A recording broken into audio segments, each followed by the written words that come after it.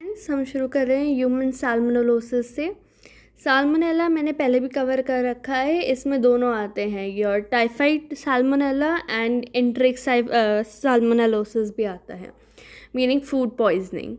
Okay, सो salmonellosis मतलब बहुत तरह की इसमें स्ट्रेन्स होती हैं। इसमें बहुत तरह के बहुत तरह के ऑर्गेनिजम्स होते हैं। ठीक है, it is a complex group and it is food borne. ठीक है, and commonly can affect both animals and man. ठीक है, the incidence of typhoid has declined in developed countries, पर वहाँ पे साल्मोनेला के जो दूसरे इन्फेक्शन है वो बढ़ते जा रहे हैं। पर in developing countries like India, जहाँ पे डायरियल डिजीज़ेज ज़्यादा हैं, वहाँ पे साल्मोनेलोसिस को हम इतना अच्छे से मेजर नहीं कर पाते कि कितने उसके इंसिडेंस हैं। ठीक है, देन एनिमल फीड जो होता है, मतलब जो हम एनिमल्स को खिलाते हैं उनमें, क्योंकि अब एंटी माइक्रोबियल ड्रग्स यूज़ होती हैं। ठीक है, तो क्या होता है कि ये जो एनिमल्स होते हैं, जो ये रिजर्वॉयर्स होते हैं इन बैक्टीरिया के, ये बैक्टीरिया क्या बन जाते हैं, ड्रग रेजिस्टेंट बन जाते हैं। ठीक है, they can potentially transmit them to humans. ठीक है, this is endemic at a one given time. इसके 2500 स्ट्रेन्स है, सीरोटाइप्स है, मतलब सीरोटाइप्स हैं। पर मोस्टली अगर कहीं पे भी एपिडेमिक हुआ है, आउटब्रेक हुआ है, तो वहाँ पे एक ही स्ट्रेन मिलेगा। ठीक है, this is a gram negative rod. ठीक है, ये बहुत ज़्यादा रेजिस्टेंट है to drying, salting, smoking, freezing. तो इसलिए यह क्या होता है कि बहुत सारे फूड्स में बहुत सालों के लिए रहता है, इसलिए ज़्यादा फैलता जा रहा है। अब इसमें हम एपिडेमियोलॉजिकल व्यू में 3 तरह के साल्मोनेला देखते हैं। First is are enteric fever. ठीक है, those which infect only man, S typhi, paratyphi, A and C. B इसमें इंक्लूडेड नहीं है क्योंकि बी कुछ एनिमल्स में पाया जाता है। Then second is host adapted for particular species, मतलब ये एक तरह के जानवर में ही होंगे, पर कभी कभार गलती से एक्सीडेंटली ह्यूमंस में आ सकते हैं। एंड लास्ट इज जिनका कोई होस्ट प्रेफरेंस नहीं है, ये they can infect man and animals both. First is S typhimurium, this is very important, and S enteritidis के भी हमें मतलब मिलते हैं केसेस। सो ये बोथ एनिमल से मैन एंड मैन से एनिमल में फैल सकता है। ठीक है, इसका जो मेन रिजर्वॉयर है कहाँ मिलता है, intestine of man and animal. ठीक है, एंड ये क्या करते हैं, कंटामिनेट कर देते हैं फूड, ठीक है, एंड वाटर को। जो contaminated food like poultry, meat, egg products, ये प्राइमरी सोर्स होते हैं। एंड ये कब होते हैं, जब स्लॉटर, जब भी मतलब आप किसी पिग को काटेंगे तो उसके ऑफकोर्स इंटेस्टाइनल कंटेंट स्पिल करेंगे, वो भी कर सकते हैं। अगर किचन यूटेंसिल्स अच्छे से साफ़ नहीं है, ठीक है, एग्स अगर उनमें शेल क्रैक्स है तो उसके थ्रू अंदर भी घुस सकता है। ठीक है, food has become the ultimate vehicle, पर कौन सा फूड बनता है ये डिफर करता है कंट्री टू कंट्री। एनिमल्स की बात करें तो ये बहुत तरह के एनिमल्स में, कैटल, स्वाइन, रोडेंट्स। ठीक है, ये इंपॉर्टेंट नहीं है, बस ये इंपॉर्टेंट है कि एनिमल्स में मिलता है मोस्टली मीट। जो फार्म एनिमल्स है वो इजीली फैला देते हैं क्योंकि हम वो खा रहे हैं, उनसे हम अपने मिल्क प्रोडक्ट्स ले रहे हैं। ठीक है, मल्टी ड्रग रेजिस्टेंस बढ़ता जा रहा है साल्मोनेला के लिए। It is resistant to fluoroquinolones and third generation cephalosporins, and this is a serious condition.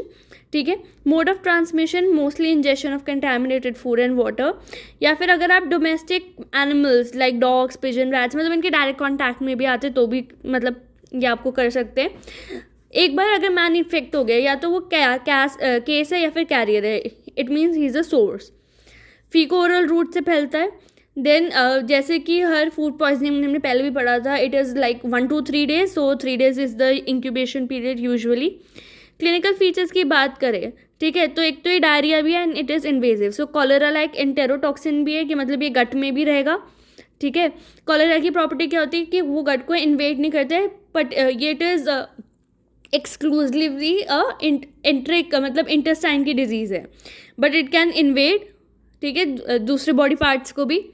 Then typhoid की बात करें, ठीक है, दे कॉज एंट्रिक फीवर।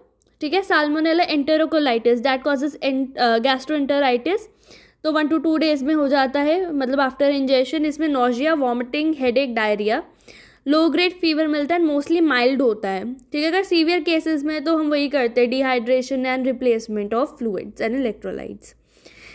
ठीक है, जो साल्मोनेला है that is excreted into the faeces, and इसका जो एक्सक्रीशन है बढ़ सकता है एंटीमाइक्रोबियल थेरेपी से। ब्लड कल्चर्स किसी काम के नहीं होते, we have to take stool cultures.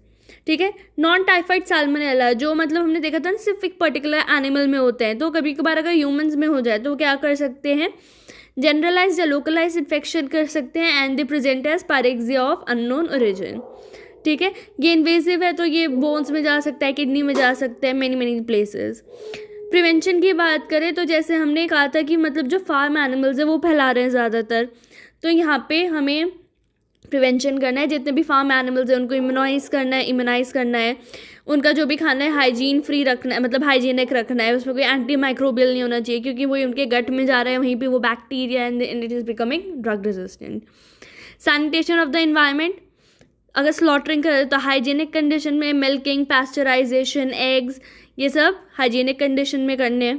ठीक है, अब जो प्रिवेंशन है दैट इज़ नॉट लिमिटेड कि फार्म एनिमल्स में कर दिया तो हो गया, हर सेक्टर में ज़रूरत है इसकी। Then we come to the rickettsial zoonosis infections. ठीक है, अब रिकेट्सिया में एक कॉमन कैरेक्टरिस्टिक होता है, अगर कोई भी मतलब आर्बो मतलब कोई भी एक वेक्टर है, ठीक है, इन्वर्टिब्रेट वेक्टर एंड रैशेज। ठीक है, ये हर रिकेट्सिया में कॉमन होता है एक्सेप्ट फॉर क्यू फीवर।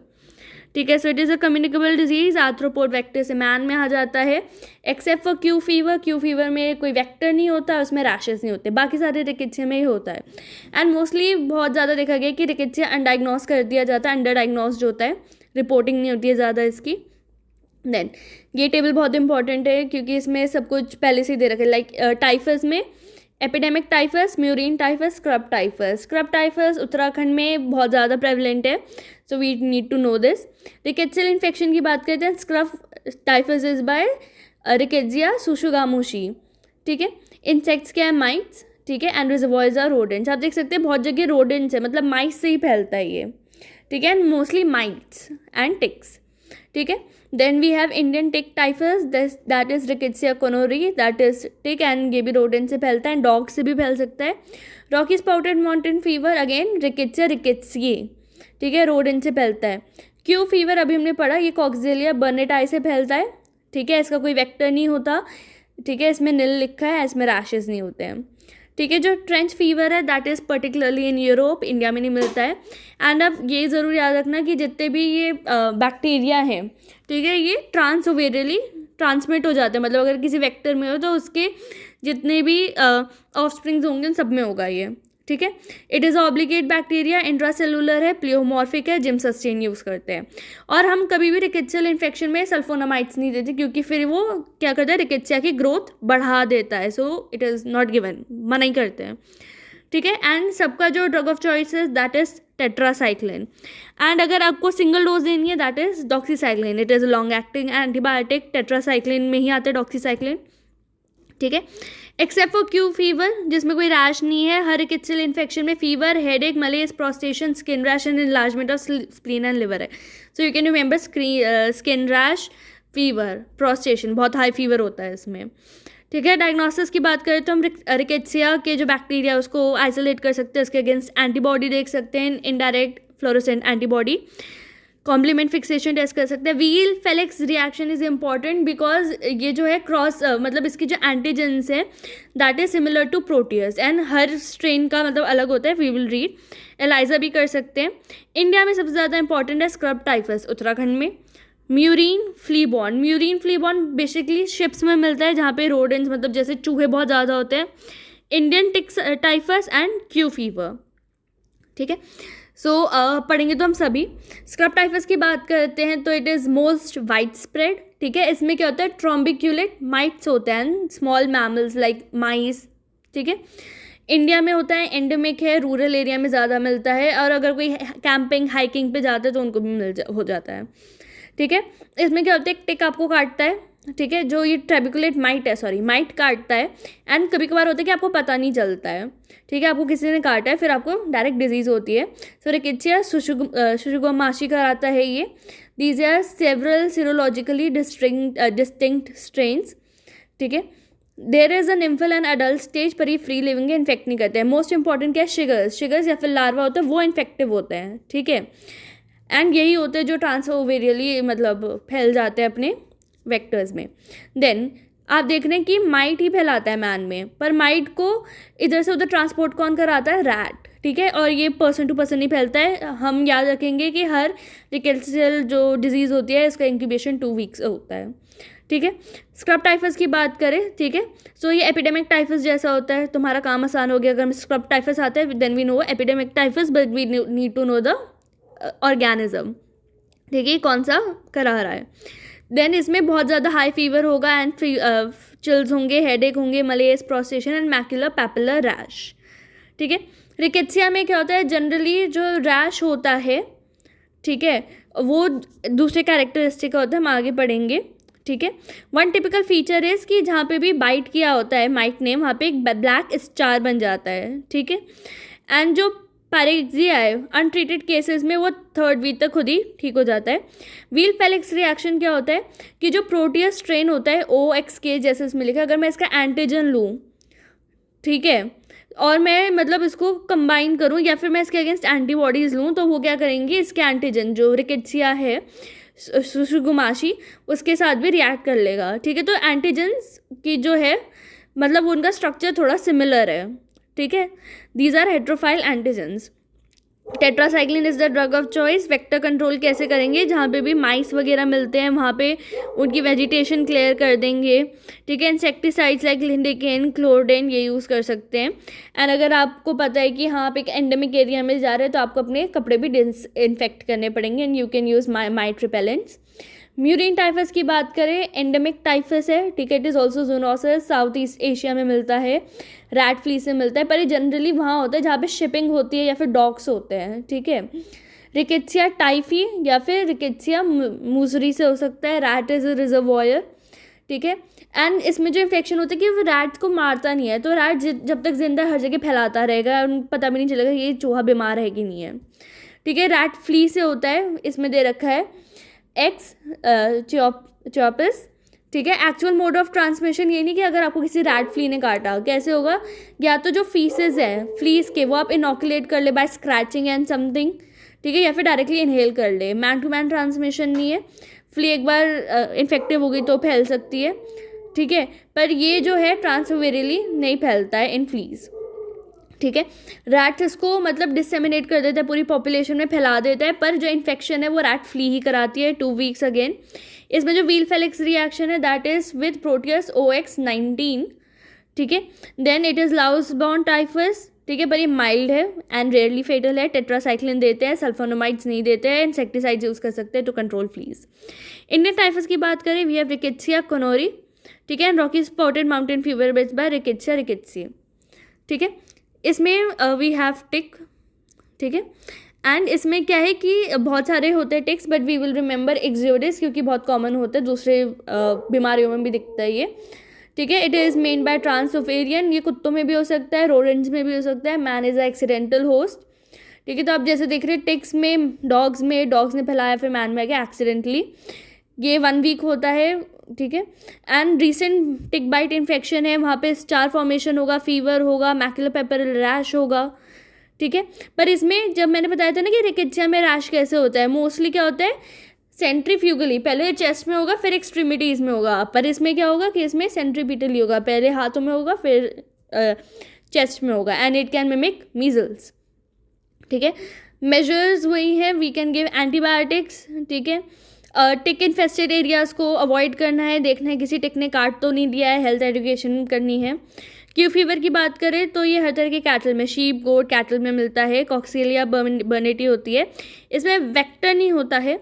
ये कैसे फैलता है कि जो एनिमल्स होते हैं उनके फीसेस यूरिन में होते हैं शेड, ठीक है, तो सॉइल को कंटेमिनेट कर देगा, ठीक है। और बहुत ही इंपॉर्टेंट सोर्स क्या है, प्लेसेंटा, जो काउज हैं शीप है उनके प्लेसेंटा बहुत ज़्यादा इन्फेक्शियस होते हैं, फिर वो जब पार्चुरेशन से बाहर आते हैं एरोसॉल्स में फैलते हैं, ठीक है। देन इसमें नो आर्थ्रोपोड इन्वॉल्वमेंट है, इन्फेक्शन इन्हेलेशन से हो सकता है, ठीक है, एरोसॉल से हो सकता है, urine contaminated, faeces contaminated soil के इन्हेलेशन से हो सकता है, ठीक है, अब्रेशन से हो सकता है, injection of contaminated food like meat milk products, ठीक है। पर रेस्पिरेटरी जो रूट है वो ज़्यादा इंपॉर्टेंट है। 2 हफ्ते होता है इसका इंक्यूबेशन पीरियड, इसमें भी फीवर चिल्स है पर इसमें कोई रैश नहीं है, ठीक है। इट अपीयर्स लाइक किसी को इन्फ्लुएंजा है या फिर नॉन बैक्टीरियल निमोनिया है, ठीक है। It can very less commonly very rarely can cause pneumonia, hepatitis and encephalitis. Chronic Q fever होता है तो हमें उसका ट्रीटमेंट भी 18 महीने से ज़्यादा देना पड़ता है, that is again doxycycline. Prevention है कि पास्चराइज करके पिए मिल्क, ठीक है, सैनिटरी कंडीशंस दे, कैटल शेड्स में। कॉक्सियाला की वैक्सीन आती है, अभी तक जितने भी हमने रिकेट्सिया फीवर पढ़े हैं उसकी किसी की भी वैक्सीन नहीं है except for Q fever. And Q fever की वैक्सीन हम उनको ही देते हैं जो ऑक्यूपेशनली फार्मर्स वगैरह हैं, ठीक है, फिर एक्सपोज वर्कर्स हैं। अदर रिकेट्सियल इन्फेक्शन की बात करें, वी हैव एपिडेमिक टाइफस। अब ये नहीं होता, ये पहले होता था मिलिट्री एंड रिफ्यूजी कैंप्स में। अभी ये क्यों नहीं होता? बिकॉज वी हैव इंसेक्टिसाइड्स, ठीक है। इसमें भी ट्रांसमिट होता था बाय अलाउस, ठीक है, कॉर्पोरस एंड कैपिटिस, ठीक है। The allow us get infected on feeding the infectious patient during febrile stage, ठीक है, फिर वही फैला देता था, ठीक है। और इसमें यही होता था कि वही इनोकुलेट करके स्क्रैच करके होता था, जो बाइट थी उससे नहीं फैलता है, ठीक है, या फिर इनहेल कर लिया, ठीक है। And it can persist for years as a latent infection without any symptoms, और जब भी बाद में अपेयर करता है this is known as Brill Zinsser's disease, ठीक है। Then we have anti louse measures use कर सकते हैं, पर्सनल हाइजीन अच्छी कर सकते हैं, लिविंग कंडीशंस बढ़ा सकते हैं, ठीक है। रिकेट्सियल पॉक्स होता है, it is just like chicken pox जैसा दिखता है, ठीक है। It is also again with mice से फैलता है। Trench fever is in Europe. तो अगर हम अपनी टेबल पे वापस आए, so you can see typhus में, ठीक है, बहुत इंपॉर्टेंट क्या है, scrub typhus, and if you want you can read murine typhus, ठीक है। बाकी you can read Q fever because it is exception, आप इसे ये याद रख सकते हैं exception, and this is only important in rickettsia.